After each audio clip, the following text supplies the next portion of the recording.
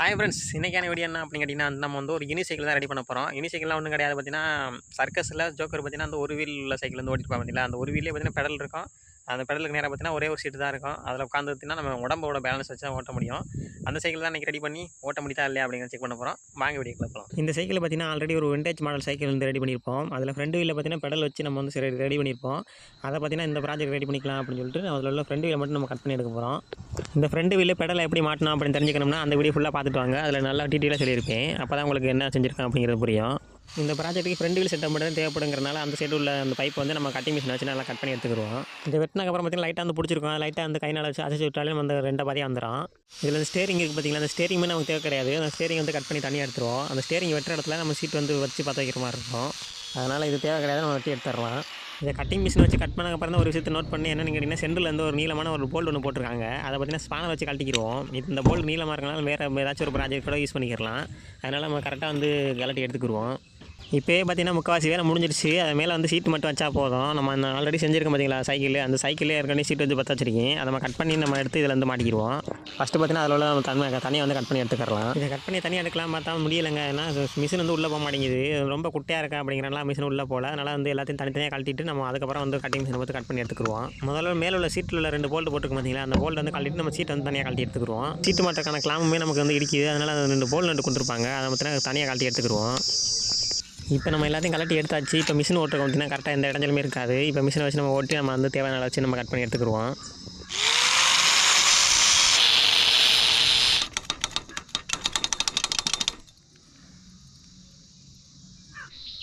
வெட்டி எடுத்த அந்த பீஸ் வந்து சீட்டு மாட்டுற இடத்துல வந்து வச்சோம்னா கரெக்டாக லாக் ஆகும். அதில் வச்சு நம்ம வந்து அப்படியே வெல்டு வச்சுக்கணும். அந்த வெல்டு அடிக்கிறதுக்கு முன்னாடி பார்த்திங்கன்னா அதில் வந்து மேலே வந்து பெயிண்ட் அடிச்சிருக்கோம். அந்த பெயிண்ட் இருந்தால் வெல்டு ஒழுங்காக பிடிக்காது.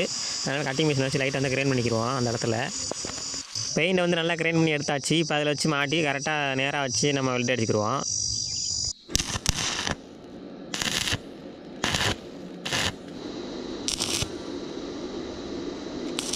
இந்த வீலில் ஆல்ரெடி பார்த்திங்கன்னா மட்காடு மாட்டிருக்கோம். மட்காடு பார்த்திங்கன்னா நமக்கு தேவை கிடையாது. அதில் வந்து கம்பி போட்டு கட்டியிருக்கு. அந்த கம்பி வந்து கட்டிங் மிஷின் வச்சு நம்ம கட் பண்ணி எடுத்துக்கிடுவோம். இந்த ஃப்ரேமோட சென்டரில் போல் நட்டு போட்டு டைட் பண்ணியிருப்பாங்க. அந்த போல் நட்டில் யூஸ் பண்ணிவிட்டு நம்ம அந்த மட்காடை வந்து தனியாக கட்டி எடுத்துக்கிடுவோம். அடுத்ததாக பார்த்திங்கன்னா நம்ம சீட்டு வச்சு வெல்டு அடிச்சிருக்கோம் பார்த்தீங்களா, அந்த வெல்டு அடிச்ச இடத்துல நம்ம சீட்டை வந்து நம்ம கரெக்டாக வச்சு நம்ம எப்படி கழட்டணுமோ அதே மாதிரி மாட்டினோம்னா நம்மளோட ப்ராஜெக்ட் வந்து முடிஞ்சிருச்சு. அவ்வளோதான். நம்ம சீட்டை வந்து முதல்ல மாட்டி எடுத்துக்கிடுவோம். இந்த சீட்டை மாட்டினா ப்ராஜெக்ட் முடிஞ்சிருச்சுன்னு நினச்சி, ஆனால் அங்கே தான் ஒரு சிக்கல். என்னென்னு கேட்டிங்கன்னா நம்மளோட சீட்டு பார்த்திங்கன்னா ரொம்ப ஹைட் வச்சுட்டோம் அப்படின்னு நினைக்கிறேன். நம்ம ஏரியை உட்காந்து பேலன்ஸ் பண்ண முடியல. அதனால் என்ன பண்ண போகிறோம்னா நம்ம வந்து பாதியாக கட் பண்ணி நம்ம வந்து ஹைட் வந்து குறைக்க போகிறோம்.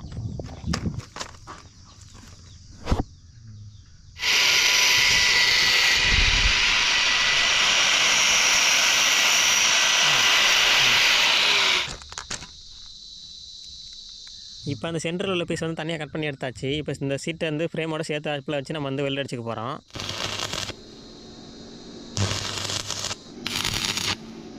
அது மெட்டீரியலோட கணக்கை பொறுத்து. இப்போ நம்மளோட சைக்கிள் பார்த்திங்கன்னா ஃபுல்லாக கம்ப்ளீட்டாக ரெடி ஆயிடுச்சு. இப்போ நம்ம அதில் காற்று அடிச்சு நம்ம வந்து ஓட்ட முடியுதா அப்படிங்கிறத வந்து டெஸ்ட் பண்ணி பார்த்துருவோம். ஏன்னா ஓட்ட சொன்னா உருள்ற இது இதே மாதிரி வைக்கிறோம்டா அதுக்கு ஸ்டாண்டு. எப்படி கரெக்டு தானே? கரெக்டு தான். வச்சிருக்க பொசிஷன் கரெக்டா? கரெக்டு. திருப்பி வைக்கிறேன் ரிவர்ஸில். எப்படி இருந்தாலும் சென்டர் ஆஃப் மாஸ் ஒன்று தானே.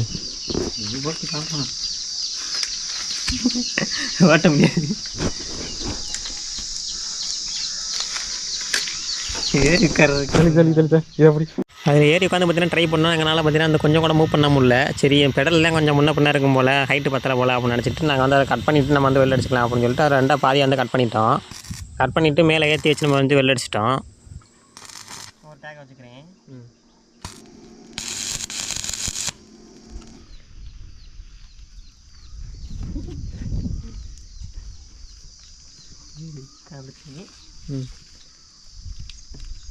சரியா இருக்கா? உட்காந்துட்டேன். ஆனால் ஓட்டுறது மூமெண்ட் வைக்கலை. ஒட்டு வைக்கிறதுக்கு தான் நேரம் கூடி வலை வெளி பண்ணா. ஓகேவா? என்னைய காலி நிறுவே தெரியுது. மிதிக்க முடியலடா. அதாவது இப்படி வைக்க உட்காரணும் போல. ஆமாம், அப்படி அந்த அளவுக்கு தூக்கி அந்த வச்சுக்க முன்னாடி. காலை கையை ஒடிச்சுக்கிறாம தூக்கிட்டு வந்து வச்சுக்கோங்க. இப்போ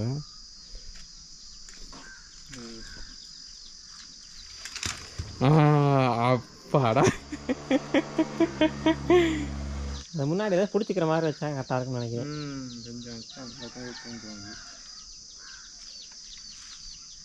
காதுலேருந்து கொய்யின்னு சவுண்ட் வருது, தெரியல என்னன்னு.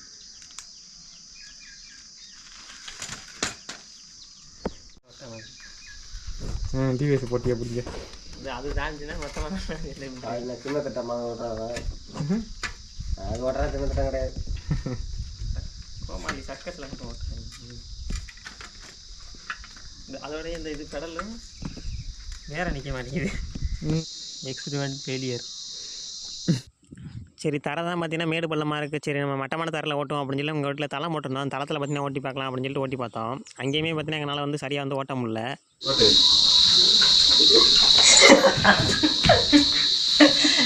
சரியாக தனியாக ஓட்டணும்ல, ஒரு ஆளாக ஓட்டணும்ல. இதிலிருந்து என்ன தெரிய வருகிறது என்றால், நல்ல முயற்சியும் முறையான பயிற்சியும் இல்லையெனில் எந்த ஒரு விஷயத்திலும் வெற்றி பெற முடியாது. எனவே இந்த வீடியோ ஃபெயிலியர் இல்லை, சக்ஸஸ் தான் என்று சொல்லிக்கொண்டு இத்துடன் இந்த வீடியோ முடித்துக் கொள்கிறோம். நன்றி, வணக்கம்.